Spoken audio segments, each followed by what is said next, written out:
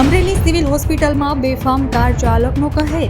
ગત રાત્રે હોસ્પિટલમાં કાર ચાલકે 3 યુવકોને અડફેટે લીધા. ચાલીને જતા 3 યુવકોને ઉછાળ્યા. પૂરપાટ ઝડપે આવતી કારે 3 યુવકોને લીધા હડફેટે. કાર રિવર્સમાં લઈને નીચે પટકાયેલા યુવક પર ફરી કાર ચડાવી. સમગ્ર ઘટના થઈ સીસીટીવીમાં કેદ. 2 યુવકો થયા ગંભીર રીતે ઇજાગ્રસ્ત. પોલીસે GJ12DA 2565I20 કાર ચાલક સામે ગુનો નોંધ્યો.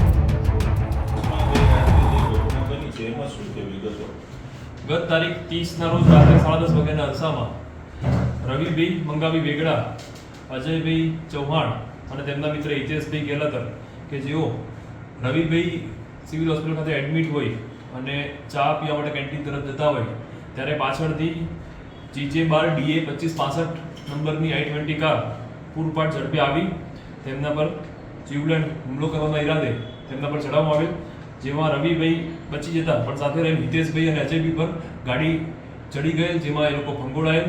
બંનેને માથાના ભાગે, દાઢી, આંખના ભાગે અલગ અલગ ગૂઢ ઈજા પણ થયેલ છે. હાલમાં તેમની સારવાર ચાલુ છે.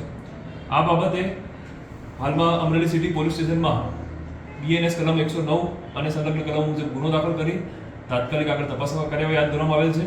તપાસ દરમિયાન ધ્યાનમાં આવેલ છે કે સાવરકુંડલા પોલીસ સ્ટેશન ખાતે ક્રોસ કમ્પ્લેન 29 તારીખના રોજ રાત્રિના બનેલ બનાવ સંદર્ભમાં દાખલ થયેલ છે.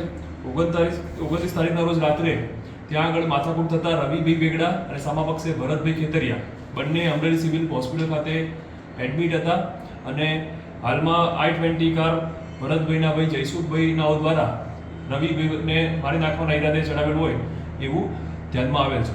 હાલમાં પોલીસ આગળ તપાસ કાર્યવાહી કરે છે. સર, આરોપી કોઈ ઝડપાયા છે?